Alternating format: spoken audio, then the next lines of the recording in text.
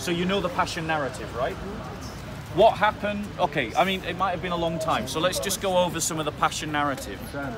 The Passion narrative in the Gospels was that Christ was falsely accused of firstly blaspheming against God, but because that wasn't a punishable, executable punishment under Roman law, he was accused of being a traitor to Caesar and being a opposer of Caesar.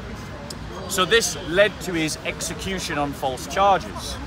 At his crucifixion, in which they pierced his hands and his feet, they nailed him to a cross, in which, I don't know if any of you know the process of crucifixion, it's quite horrific.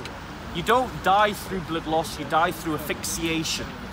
You suffocate because pressure is placed upon your pancreas. I think it's the pancreas, no, diaphragm, thank you, my apologies. Your diaphragm, and it's your diaphragm that allows you to breathe. So someone who's being crucified constantly has to pull themselves up so they can breathe. But as you might well imagine, you can't keep doing that, so eventually you go back down, and so you're being stretched out, your body is being stretched. Christ suffered this punishment, and because of the heavy breathing, you start to suffer dryness. You start to suffer dry mouth. You become thirsty because your respiratory system is constantly being attacked.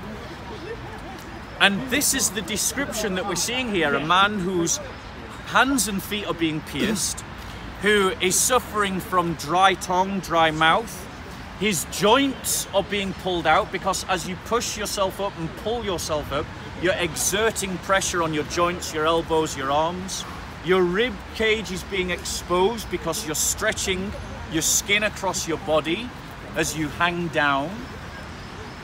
And also at Christ's crucifixion, the Roman soldiers, because they didn't want to tear Christ's robe, they gambled lots over his robe.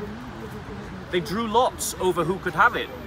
Now this psalm was written before crucifixion was ever invented, and it was written before Christ's crucifixion. That psalm? That psalm, Psalm 22. Now can you, atheist, can you, agnostic, explain to me... Well, I have a question, yeah. Wait first, I have a question for you. Can you explain to me, because when Christ was being crucified, he said, Eloi, Eloi, sabachthani, which is, my God, why have you forsaken me? Which are the first line of this psalm. So Christ referred everyone back to this psalm at his own crucifixion. So can you explain to me how crucifixion is described before crucifixion occurs, and how the events of Christ's crucifixion, the wagging of tongues, the jeering of him, the gambling over his garment, are prophesied before his crucifixion? Was it written after the fact? Don't answer a question with a question, I'm asking you a question. I don't do it like that.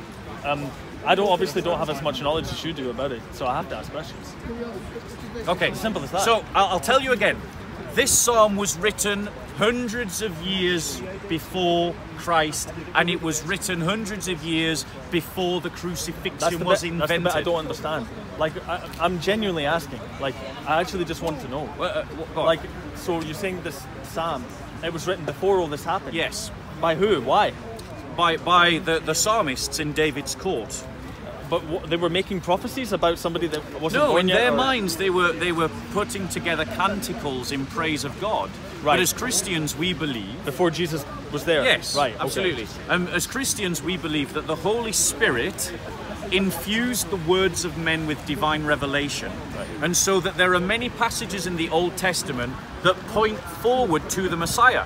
Now every Jew will agree with me that the Old Testament points towards a coming Messiah. No Jew will disagree. Why don't the people you've just mentioned, the Jews, why don't they accept that then?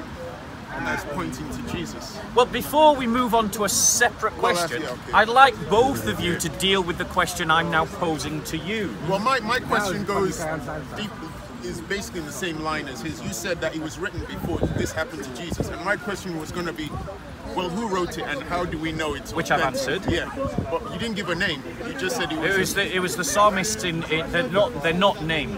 The psalmists in David's court wrote psalms commissioned by the King David. Right. So my question again to you is, we have an explanation of crucifixion before the punishment of crucifixion is invented and before the crucifixion of Messiah, Jesus, and the Messiah, Jesus, was crucified in such a way that matches the details of the Psalm.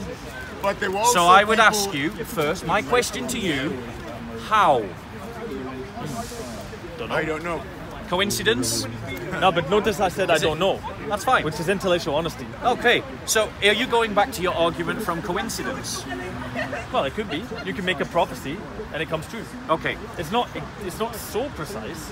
I mean, was it really the first instance of crucifixion? Because of course it wasn't. Humans. All right. Okay. But I thought you said it was. Like no, I never said that. I said, no, I didn't. You weren't listening. I said that the Psalm, yes we do, the Psalm predates the invention of crucifixion. That's And obviously it predates Christ. And Christ's crucifixion, if you read the Passion narratives, yeah, they cast lots over his garments. They swagger the tongue at him. They mock him while he's on the cross. They say to him, let Yahweh save him. Let him save himself. But that's what you would say. Yeah, If somebody's proclaiming them to be the Son of God exactly. and you're killing them, And you're so like, we "Bro, have, save you now, bro." so we have a narrative that's written centuries before an event that matches an event that we in the Passion narratives believe in. Okay.